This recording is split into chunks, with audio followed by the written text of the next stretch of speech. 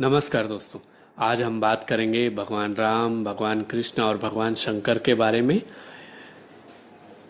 ऐसा क्या कारण है कि इनकी जो पेंटिंग या इनकी जो चित्र है उन्हें नीले रंग की दिखाई जाती है, इनके बारे में भी हम जानेंगे। साथ ही साथ गले के आसपास होने वाली जो बीमारियां हैं, जैसे गले में आए दिन खराश होना, थायराइड, पैराथायराइड, मुंह के छाले, अल्सर, टॉन्सिल, गर्दन में दर्द बने रहना आदि। इन सारी बीमारियों का केंद्र है गला, जिसे हम विशुद्ध चक्र के नाम से जानते हैं।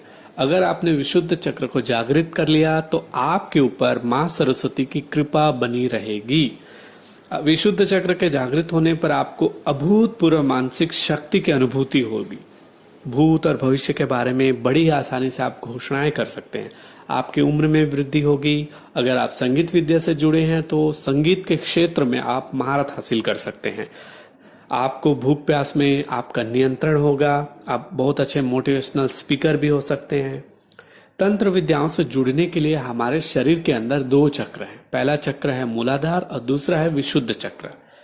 पुराणों में ऐसी कहानियां हैं कि राक्षसों और देवताओं के बीच जब समुद्र मंथन हुआ तो उससे निकलने वाले हलाहल को भगवान शंकर ने अपने कंठ पर धारण कर लिया, जिसकी वजह से उन्हें नीलकंठ भी कहा जाता है। और जिन लोगों ने भगवान शंकर को मरघट के आसपास देखा, उन्होंने पाया कि उनके चारों तरफ एक अद्भुत नीले रंग का आभा मंडल होता है, और इस नीले रंग के आभा मंडल के कारण उनके चारों तरफ अशरीरी आत्माएं नाचती हुई दिखाई पड़ती थी। भगवान कृष्ण के बाल्यावस्था में पूतना नामक राक्षसी ने उन्हें दुग्धपान कराया। इनके बावजूद भी भगवान कृष्ण की मृत्यु नहीं हुई। बाल्यावस्था में ही जब उन्हें कालिया नाग ने डसा, फिर भी उनकी मृत्यु नहीं हुई। ऐसा कहा जाता है कि भगवान कृष्ण अपने विशुद्ध चक्र को जागृत कर लिए थे। भगवान राम का भी जीवन असाधारण जीवन है। 21 वर्ष की उम्र में उनका विवाह होना, विवाह के तुरंत बाद पिता की मृत्यु, और जब उन्हें 14 वर्ष का वनवास हुआ तो वहाँ उनकी पत्नी का अपहरण हो जाना, और जब वो रावण से युद्ध कर रहे थे उसी बीच उनके भ्राता लक्ष्मण का दुर्घटनाग्रस्त होना। इन सारी परिस्थितियों के बीच भगवान राम हमेशा एक सम स्थिति में बने रहे, एक शांत दशा में हमेशा बने रहें। इसी कारण से ये कहा जाता है कि जितने भी अवतारी पुरुष होते हैं उनके अंदर एक नीला आभा मंडल होता है। वो शरीर में रहकर भी शरीर के बाहर जा सकते हैं बड़ी ही आसानी से। विशुद्ध चक्र हमारे शरीर का पांचवा चक्र है। वि अर्थात विष या जहर। शुद्ध का मतलब होता है शुद्ध या परिष्कृत।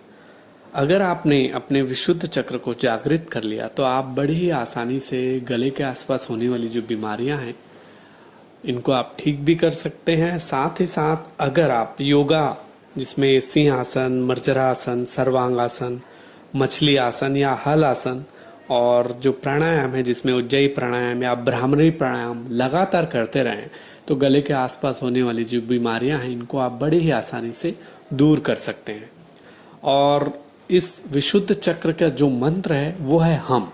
तो चलिए हम एक छोटा सा प्रयोग करते हैं कि कैसे हम इस मंत्र का जाप करके हमारे गले के आसपास होने वाली जो बीमारियां हैं उनको भी हम दूर कर सकते हैं। तो आराम से किसी भी सुखासन में बैठकर रीढ़ की हड्डी को सीधा रखते हुए पूरा ध्यान अपने गले पर लेके जाएं। कल्पना करें ये जो गला है हल्का नीले रंग का है, और मंत्र है हम। हम हम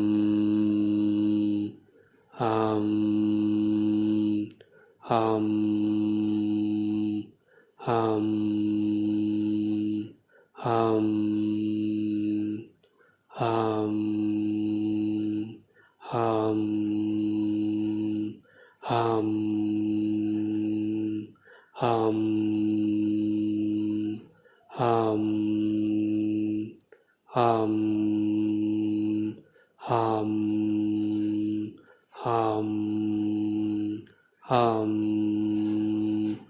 अब 1 मिनट तक आंखें बंद रखते हुए इस ध्वनि को सुनने की कोशिश करेंगे।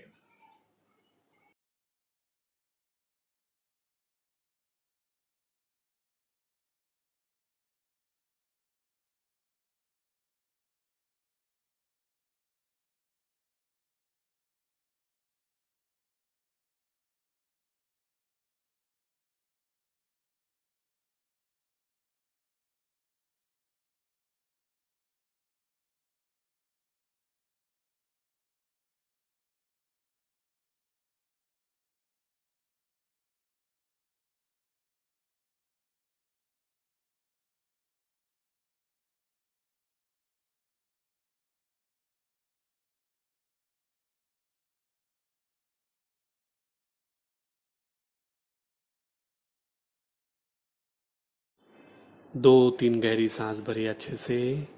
दो तीन गहरी सांस। दोनों हाथों को आपस में रगड़कर धीरे धीरे पूरे चेहरे पर लगाइए। फिर से दो तीन गहरी सांस। हाथों को अच्छे से आपस में रगड़कर गले के आसपास के मसल्स को धीरे धीरे मसाज कीजिए। गले से संबंधित सारी बीमारियों के लिए आप योगा, प्राणायाम और इस मंत्र के द्वारा आप अपने गले संबंधित सारी बीमारियों को दूर कर सकते हैं। धन्यवाद।